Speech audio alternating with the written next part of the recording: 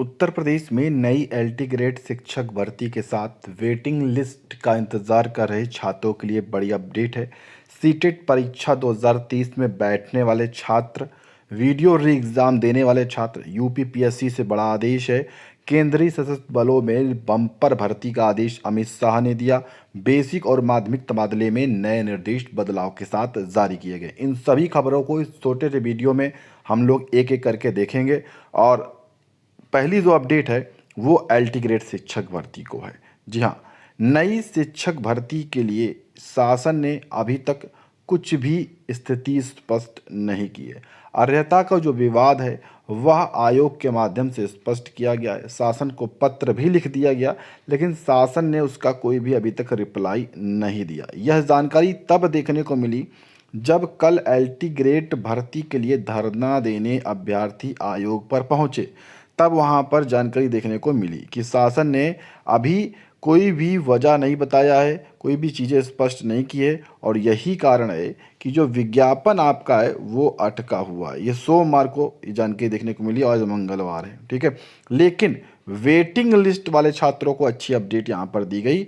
बताया गया कि जुलाई के पहले हफ्ते में, यानी कि अगले महीने में, एलटी ग्रेड 2018 की जो अवशेष ज्येष्ठ सूची है वो फिलहाल जारी कर दी जाएगी, क्योंकि वो आयोग के हाथ में है। उस पर उसने कार्य शुरू कर दिया है। फाइनल होते ही उसका आदेश भी आया, मैंने आपको दिखाया है। फाइनल होते ही उसे यहाँ पर जारी किया जाएगा, तो जो भी वेटिंग में आएंगे उन सभी को यहाँ पर नौकरी भी मिल जाएगी, ठीक है। और अभी तक अगर अध्याचन की बात करें नई भर्ती में लेकर, तो लगभग 6000 पदों पर अध्याचन है। 3-4 हज़ार पहले से खाली हैं, तो 9000 प्लस पदों पर नया विज्ञापन आएगा। लेकिन शासन जब इस पर स्थिति स्पष्ट करेगा, शासन जब आदेश देगा, तभी यह जो आदेश है वो आप सभी यहाँ पर देख पाएंगे। वहीं पर हम आपको देखिए पूरी चीज़ें स्पष्ट कर देते हैं। जो वहाँ के अधिकारी थे कंट्रोल रूम के, ठीक है, उनका नाम था संतोष कुमार, ठीक।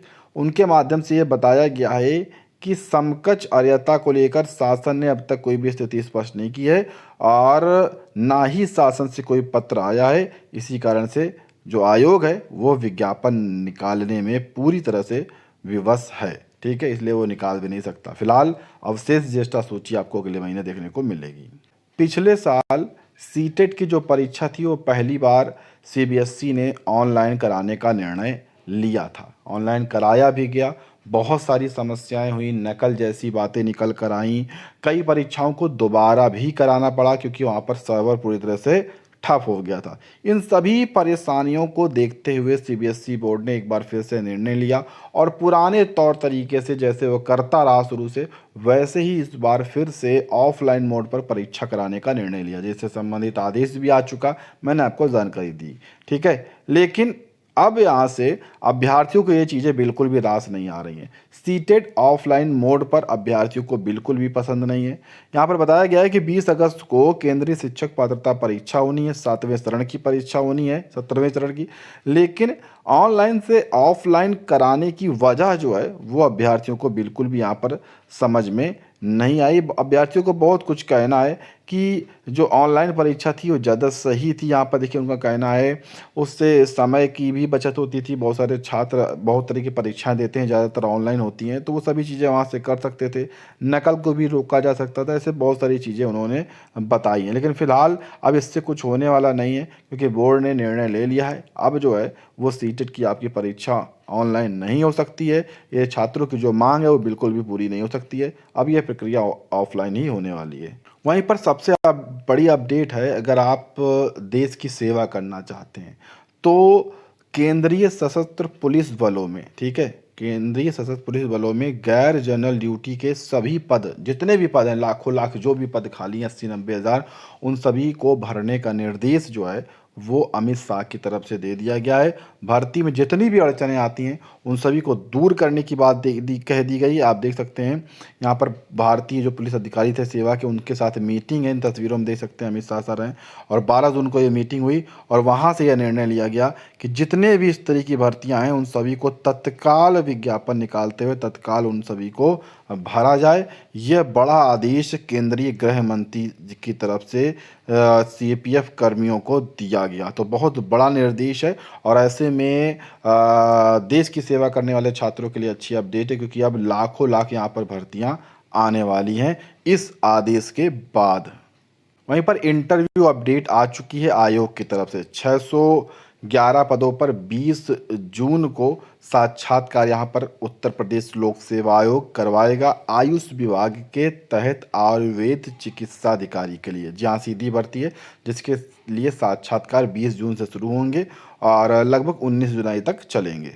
अभी वीडियो परीक्षा टकराई थी आपकी डीएलएड परीक्षा से, तो वहाँ से डीएलएड परीक्षा को निरस्त किया गया पीएनपी के माध्यम से। उनकी तारीखें भी जारी दोबारा नहीं हुई, लेकिन अब दोबारा से यहाँ पर बीडीओ की जो परीक्षा है वो बीएड से टकरा गई है। ठीक है, अभी तक क्या हुआ था, डीएलएड से टकराई थी, लेकिन अब बीएड परीक्षा से टकरा गई है। और ये जो परीक्षा है प्रोफेसर राजेंद्र सिंह रज्जू भैया जो विश्वविद्यालय है वहाँ से हो रही है। तो फिलहाल अभ्यर्थियों ने विश्वविद्यालय में ज्ञापन दे दिया है, तिथि बदलने की मांग की है और उम्मीद है कि ये जो तिथि है वो बदल जाएगी, क्योंकि सेमेस्टर परीक्षाएं हैं बीएड की।